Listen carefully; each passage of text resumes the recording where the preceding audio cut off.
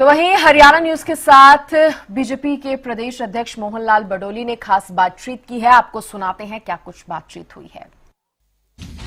BJP निकाय चुनाव से पहले तमाम तरह की जो तैयारियां हैं वो कर रही है। लगातार बैठकों का दौर जारी है।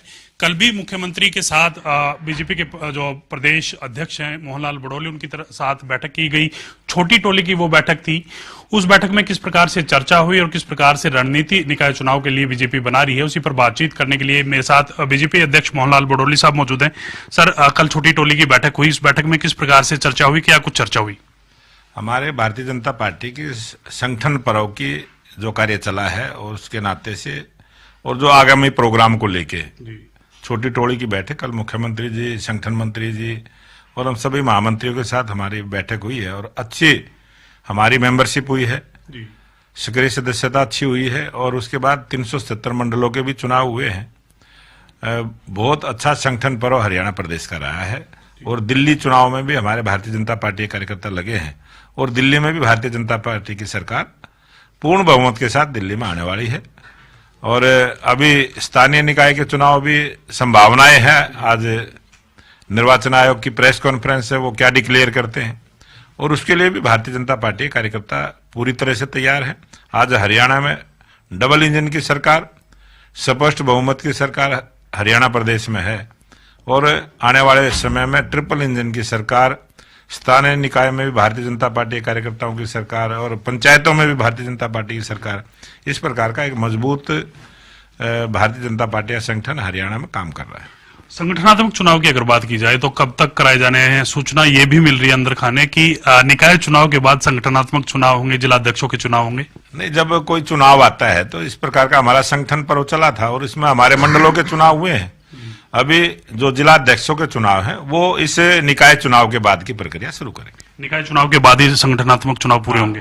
उसके बाद ही जो संगठन पर्व हमारा चला है तो चुनाव के समय जो संगठन के चुनाव की प्रक्रिया है उस पर ब्रेक लगाया गया है और जैसे ही स्थानीय निकाय के चुनाव कंप्लीट होंगे उसके बाद हमारे संगठन पर्व के चुनाव भी होंगे। कल भी बैठक होनी है सर, तमाम जो कोर कमेटी के मेंबर्स हैं वो बैठक में मौजूद रहेंगी। उस बैठक में किस प्रकार से रणनीति तय की जाएगी, क्या रणनीति लेकर उस बैठक में चलने वाले हैं आप लोग? कल हमारी कई प्रकार की बैठकें रहेंगी। सभी 2024 के इस विधानसभा चुनाव के प्रत्याशी, कुछ हमारे विधायक मंत्री बने हैं, कुछ हमारे चुनाव में रह गए थे, उन सब 90 उम्मीदवारों को बुलाया गया है।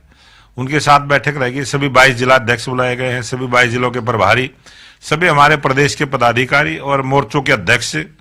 और हमने 3 कमेटियां बनाई हैं, 1 नेशन 1 इलेक्शन, उस कमेटी प्रदेश की कमेटी को बुलाया है। और सुशासन दिवस पर अटल बिहारी वाजपेयी जी का जो शताब्दी वर्ष है इसको लेके भी एक कमेटी बनी है और संविधान गौरव अभियान, इसको लेके भी एक कमेटी बनी है, उनको भी इस बैठक में बुलाया है और तमाम तरह की कल बातें हम सारी करेंगे। और उसके बाद जिस प्रकार से निकाय चुनाव की संभावनाएं आज हमें लग रही है तो उसके बारे में भी कोर कमेटी की बैठक कल 3 बजे पंचकमल कार्यालय पर रहेगी और जो भी हमारा सिंबल पर चुनाव लड़ना है, कैसे चुनाव लड़ना है, वो सारी प्रक्रिया कोर ग्रुप में तय होगी। इसके अलावा सर एक मेरा सवाल रहेगा, अनिल विज को लेकर नाराज सरकार से चल रहे हैं, उसको आप कैसे देखते हैं? क्योंकि उनके रह रहकर इस प्रकार के बयान आए सरकार के खिलाफ, अपनी सरकार के खिलाफ वो बयानबाजी देखते हैं, आप किस प्रकार से देखते हैं उनके इन बयानों को? ये भारतीय जनता पार्टी के वरिष्ठ नेता हैं और इतनी बार चुनाव, उनको बहुत सारा राजनीति का अनुभव है और वो कुछ भी बोल सकते हैं, कुछ भी बोलने के उनकी कैपेसिटी है और वो कुछ भी बोल सकते हैं। हर उसकी कही हुई बात का हम तो पालना करते हैं।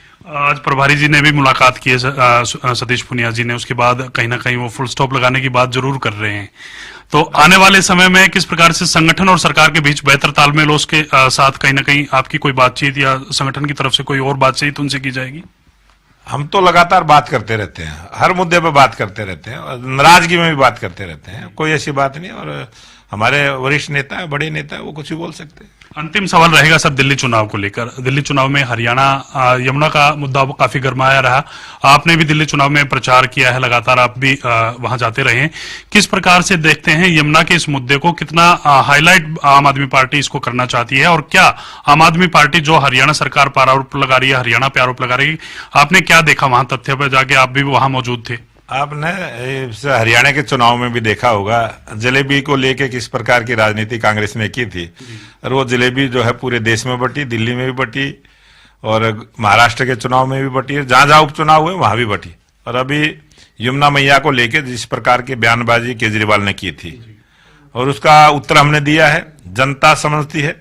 और यमुना मैया की कृपा आपकी बार भारतीय जनता पार्टी पे होगी, और यमुना मैया का जो स्वच्छ जल उसमें चले, सबको स्नान करने को, पूजा करने को एक मौका मिले, जो दुर्दशा केजरीवाल ने की है, उस दुर्दशा को ठीक करने का काम भारतीय जनता पार्टी की सरकार करेगी।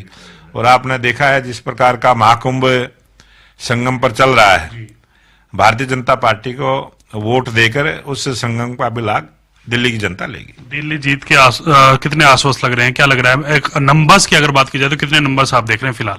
अब की बार ऐसे चौंकाने वाले परिणाम दिल्ली के जनता देने वाली है। दिल्ली की जनता मन बना चुकी है कि आने वाली सरकार भारतीय जनता पार्टी की दिल्ली प्रदेश में होगी, और जो 10-12 वर्षों से केजरीवाल के कुशासन को दिल्ली की जनता ने झेला, उससे छुटकारा मिलेगा। शुक्रिया सर, बातचीत करने के लिए। मोहनलाल बडोली थे जिन्होंने हरियाणा न्यूज से खास बातचीत की है, तमाम विषयों को लेकर अपनी राय रखी है। कैमरामैन राजेश के साथ मैं रवि कालरमन, हरियाणा न्यूज, चंडीगढ़।